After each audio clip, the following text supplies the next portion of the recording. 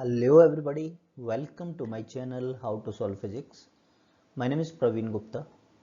आज chapter third current electricity का lecture 6 जो कि लास्ट लेक्चर होगा इस चैप्टर का electric energy and power start करने जा रहे हैं। इससे पहले इस चैप्टर में 5 लेक्चर्स हमने डिस्कस किए थे। एक बार गो थ्रू हो जाते हैं। इलेक्ट्रिक करंट से रिलेटेड था वेरी फर्स्ट लेक्चर। सेकंड था इलेक्ट्रिक रेजिस्टेंस से related. Third one combination of resistance जिसमें सीरीज एंड पैरेलल और मिक्स कॉम्बिनेशन डिस्कस किए थे। फोर्थ लेक्चर था हमारा इलेक्ट्रोकेमिकल सेल जिसमें कि सेल और उसके कॉम्बिनेशंस उससे रिलेटेड क्वेश्चंस डिस्कस किए थे। और इसे जस्ट प्रीवियस लेक्चर था किरचॉफ्स रूल से रिलेटेड। आज का लेक्चर 6th होने वाला है इलेक्ट्रिक एनर्जी एंड पावर से रिलेटेड।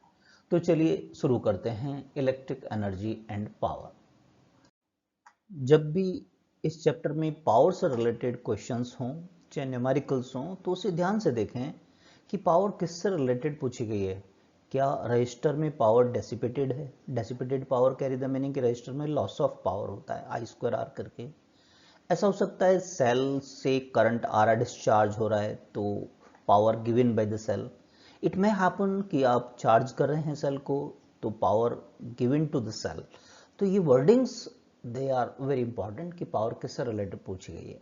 सबसे पहले इन जनरल जो हमारे दिमाग में रहता है पावर डेसिपेटेड अक्रॉस ए रजिस्टर, जो आपको थोड़ा सा ध्यान रहता है I²R से रिलेटेड। तो पहले उसको देख लेते हैं कि ये पावर कैसे होता है। स्टार्टिंग से बात करते हैं, माइक्रोस्कोपिक लेवल से बात करें। जब आपका करंट हायर पोटेंशियल से लोअर पोटेंशियल की तरफ फ्लो करता है तो क्या होता है? लॉस ऑफ पोटेंशियल एनर्जी होता है। पॉजिटिव चार्ज का पोटेंशियल एनर्जी हायर से लो की तरफ हम जा रहे हैं तो अनडाउटली लॉस होगा energy. Charge multiply by the voltage difference. मान लीजिए delta Q is the charge जो कि वी पोटेंशियल डिफरेंस के अक्रॉस में मूव कर रहा है, तो इतना एनर्जी का लॉस हो गया, पोटेंशियल एनर्जी कम हो गई, कैरी द मीनिंग। ये एनर्जी होती है, ये एनर्जी एब्जॉर्ब की जाती है कंडक्टर के द्वारा। कहाँ, कैसे? आपके एटॉमिक लटाइस से जो इलेक्ट्रिक चार्ज कैरियर है मूवमेंट के दौरान कोलाइड करते हैं तो एनर्जी एब्जॉर्ब कर लेता है कंडक्टर, और ये एनर्जी जो एब्जॉर्ब कर ली है यही टेम्परेचर को राइज करती है। इसे हम कहते हैं जूल्स हीटिंग इफेक्ट। फाइन। अब पावर क्या होता है? Power is the rate of which energy is transferred, time rate of doing transferring the energy और doing the work, you know very well, है ना। तो ये तो एनर्जी हो गया। तो time rate of energy transferred क्या लिखेंगे हम? Delta U by delta T, right. ये वैल्यू रख दें अपन, V delta Q by delta T क्या हो गया? आई, करंट हो गया आपका, राइट। अब देखिए आई को हम लिख सकते हैं वी बाई आर, तो ये बन गया वी² बाई आर, राइट। वी को आप आई आर लिखते हैं तो ये हो गया I²R। तो पावर डेसिपेटेड अक्रॉस रजिस्टर के 3 फॉर्मूले अकॉर्डिंग टू द न्यूमेरिकल, तीनों में से कोई भी यूटिलाइज हो सकता है। एक चीज ये तो हुआ रजिस्टर से रिलेटेड। अब इट में हैपन कि सेल से रिलेटेड पावर आपसे पूछी जा रही है। जैसे देखिए डिस्चार्जिंग होता है, सेल से आप करंट ले रहे हैं तो सेल डिस्चार्ज हो रहा है, तो हम कहते हैं power supplied by the battery और द सेल। सेकेंड जो चार्जिंग ऑफ द सेल है, इस पर ध्यान दें कि करंट सेल को जा रही है तो हम कहते हैं power absorb by the cell और द बैटरी। फाइन। मान लो कि net charge delta Q moves करता है थ्रू ए पोटेंशियल डिफरेंस। अब यहाँ सेल के केस में हम ई कह देते हैं, है ना, ईएमएफ, जो कि वोल्टेज डिफरेंस ही है इन टर्मिनल्स के अक्रॉस में in the time delta T. Fine. तो change in electric potential energy of the charge, वही charge multiply with the voltage difference. यहाँ वोल्टेज डिफरेंस हो गया E, EMF of the battery. तो source of EMF जो कि battery या cell है वो कितना वर्क कर रहा है? यही एनर्जी के बराबर। Work is a form of energy, delta Q multiply by the E. अब time rate of doing work या फ्लो ऑफ एनर्जी की बात करें तो डेल्टा टी से डिवाइड कर दिया हमने। और एक माइन्यूट टाइम, एक टाइम इंस्टेंट के लिए बात करें तो limit mathematically delta T tends to 0 हम लगा दें तो ये इंस्टेंटेनियस बन जाएगा आपका dw बाई dt या dq बाई dt। और dw by dt is the p e, और ये बन गया i, तो p हो गया ei। तो ये p हो सकता है आपका पावर आउटपुट इस डिस्चार्जिंग में, और चार्जिंग में हो सकता है पावर इनपुट। यहाँ क्या कहेंगे? Power output. Power output cell से ली जा रही है लेकिन होगा ei। इस केस में क्या होगा? Power input. Now it is clear.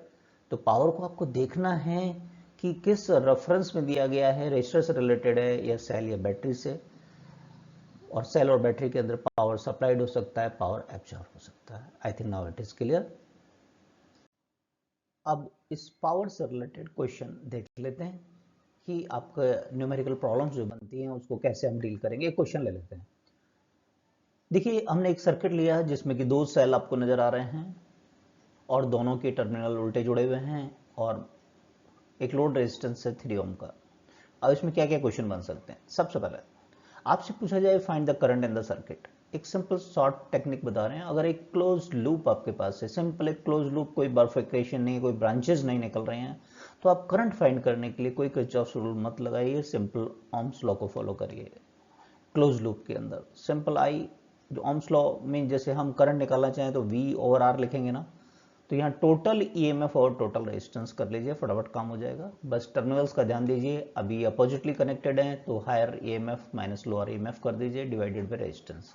तो इस सर्किट में फ्लो होने वाली करंट आपके पास में आ गई 2 एम्पियर, जिसका भी EMF ज़्यादा है तो वहाँ से डायरेक्शन ऑफ करंट लीजिए। ठीक है, तो ये करंट इस तरीके से फ्लो हो रहा है। Is it clear? फाइन। अब आपसे पूछ सकते हैं, देखिए ये 10 वोल्ट का जो सेल आपका है ये डिस्चार्ज हो रहा है, इससे करंट आ रही है, तो ये पावर सप्लाई करेगी। 10 वोल्ट की बैटरी या सेल क्या करेगा? Power supply. तो आपसे कह सकते हैं power supplied by the 10 volt battery क्या होगा? तो हमने देखा था इनटू आई, तो 10 multiply by the current. Current तो एक ही फ्लो होने वाला है, सबके सब सीरीज में कनेक्टेड है, 2 एम्पियर, तो 20 वॉट की पावर है जो कि ये बैटरी आपका दे रहा है। अब आपसे दूसरी बात पूछ सकते हैं, power consumed by the 4 volt. देखिए 4 वोल्ट की बैटरी में करंट जा रहा है तो इसका मतलब ये चार्ज हो रहा है, तो ये कंज्यूम कर रहा है पावर को। लेकिन फॉर्मूला वही लगाइए, E इंटू आई। ई कितना है इसका 4 और करंट कितना है 2, तो कितनी पावर ये ले रहा है? 8 वॉट। अब देखिए बड़ा अच्छा क्वेश्चन है, इसमें रजिस्टर भी कनेक्टेड है। यहाँ पावर कंज्यूम्ड होगा, ये डेसिपेटेड होगा, लॉस ऑफ द पावर होगा 3 ओम रजिस्टर के अंदर, वो हमने देखा था क्या था, आई स्क्वायर आर। तो करंट तो 2 है, तो 2 स्क्वायर मल्टीप्लाई बाई 3, तो कितना आ गया? 12 वोल्ट। तो कोई तो पावर दे रहा है, कौन दे रहा है? 10 वोल्ट, और 4 वोल्ट की बैटरी कंज्यूम कर रही है और ये रजिस्टर भी कंज्यूम कर रहा है। तो जस्ट एक बार सोचें कि पावर सप्लाइड कर रही है 10 वोल्ट की बैटरी और कंज्यूम दो लोग कर रहे हैं, तो 4 वोल्ट की बैटरी कर रही है और एक रजिस्टर कर रहा है।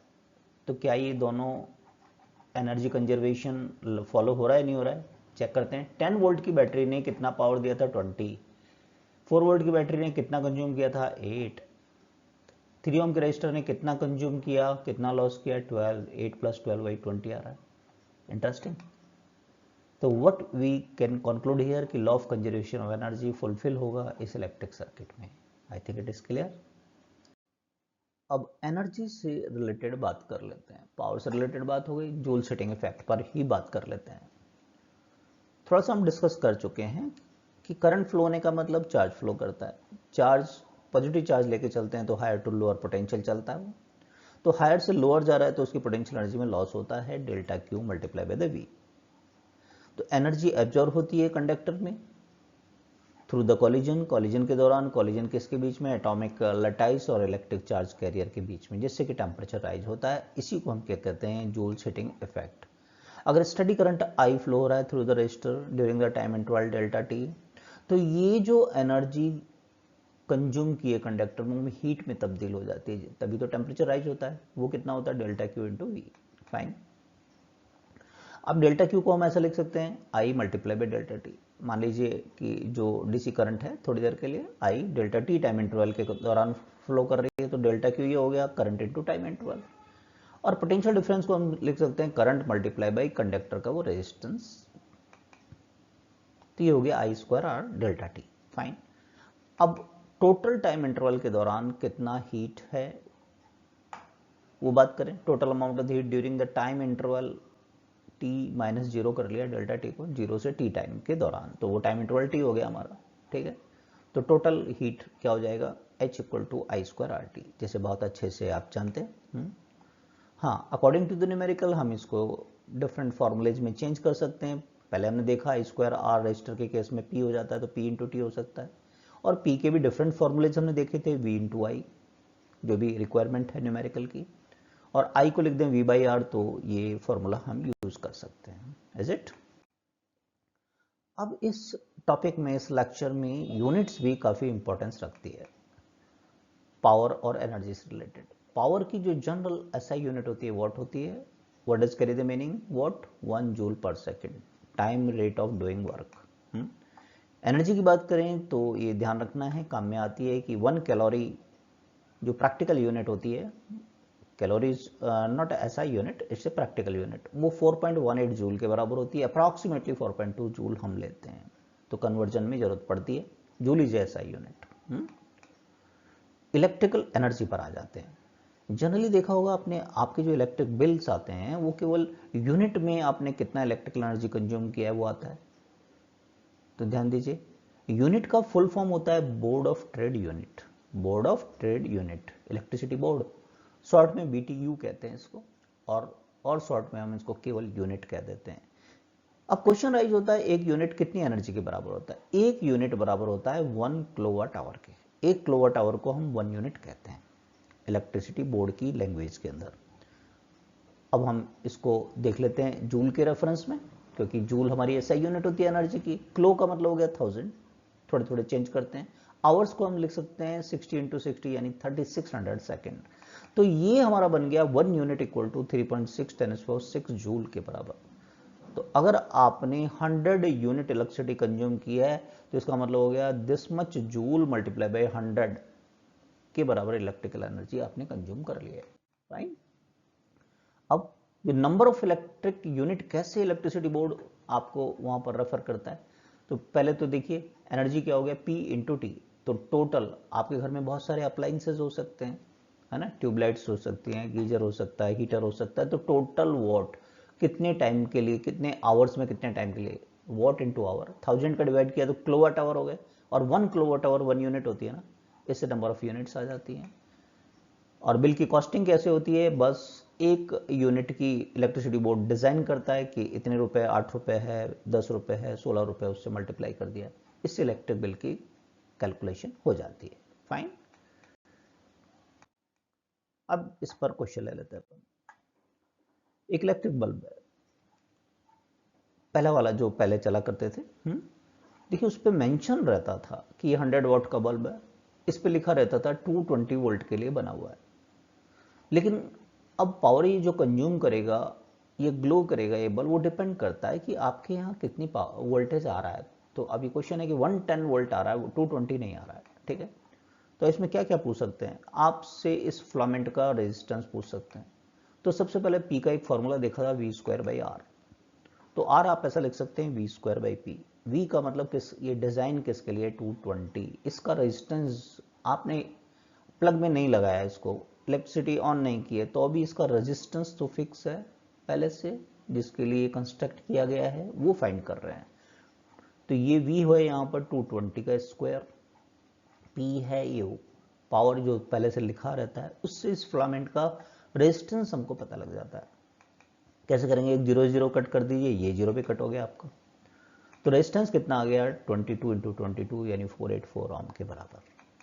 दूसरी, कैलकुलेट करंट कैपेसिटी। तो करंट कैपेसिटी का मतलब कि कितनी करंट तक विथस्टैंड कर सकता है, ये सहन कर सकता है, उसके बाद में फ्यूज हो जाएगा, वो निकालते हैं इस फॉर्मूले से, P = VI। क्योंकि V और P हमको पता है, तो यहां से करंट कैपेसिटी इसका आ जाएगा। एक 0 से 0 कट कर दीजिए, तो 10/22 यानी कि 5/11 एम्पियर तक की करंट के लिए बना हुआ है। इससे ज्यादा करंट आ गई तो बस्ट हो जाएगा, ये मतलब हो गया। तीसरी बात आपसे पूछा है power dissipated by the bulb. आप ये बल्ब पावर कंज्यूम करेगा, आपका बल्ब पावर कंज्यूम करेगा, वही उसी से हीट है वो लाइट एनर्जी में तब्दील होगी। तो कितना पावर ये कंज्यूम करेगा, वोल्टेज आ रहा है 110 volt. Formula power consume V²/R लगा रहे हैं, लेकिन V जो सप्लाई वोल्टेज है 110, ये लेंगे अपन, है ना। रेजिस्टेंस हमने कैलकुलेशन इजी रहा इसलिए लिखा है, क्यों, रेजिस्टेंस क्या था, 22 × 22 484। आप लिख सकते हैं 484, लेकिन ये कट करना इजी होगा ना, ये सप्लाई वोल्टेज है आपका 110 × 110, तो इजीली ये कट हो जाएंगे आपके। 22 का डिवाइड किया 5, ये 5, तो 25 वॉट के बराबर आपका बल्ब ग्रो करेगा। ऑल्दो देखिए 100 वॉट के लिए बना था, तो ये डिम रहेगा, रोशनी कम देगा, 100 वाट के बराबर की रोशनी नहीं देगा, आपको ब्राइटनेस नहीं होगी इसकी। फाइन। नेक्स्ट पूछ सकते हैं, calculate amount of the heat produced in 1 minute of the bulb. 1 minute में बल्ब कितना हीट जनरेट कर रहा है, तो P इंटू टी कर सकते हैं, जितना कंज्यूम किया इसने मल्टीप्लाई बाय टाइम 25, और 1 मिनट में कितने सेकंड है आपके पास 60 सेकंड, तो ये आ गया 1500 जूल के बराबर हीट ये आपको प्रोड्यूस करके देगा। तो क्लियर हो गया ये पावर और इलेक्ट्रिकल एनर्जी से रिलेटेड। नेक्स्ट लेक्चर हम chapter 4 moving charge and magnetism से रिलेटेड डिस्कस करेंगे। इसे हमने 4 लेक्चर में बांटा है। फर्स्ट लेक्चर होगा बायोसावर्ट से रिलेटेड, सेकंड होगा ampere circuit law, third magnetic force और मूविंग चार्ज से रिलेटेड, एंड फोर्थ लेक्चर में हम वो सारे टॉपिक्स कवर करेंगे जिसमें कि magnetic force on current carrying conductor से रिलेटेड है। तो बने रहिए हमारे साथ। जो फर्स्ट टाइम आए हैं सब्सक्राइब कीजिए, चैनल को लाइक कीजिए, अपने दोस्तों के साथ शेयर कीजिए। तो मिलते हैं next chapter 4 moving charge and magnetism में। Till then thank you for watching.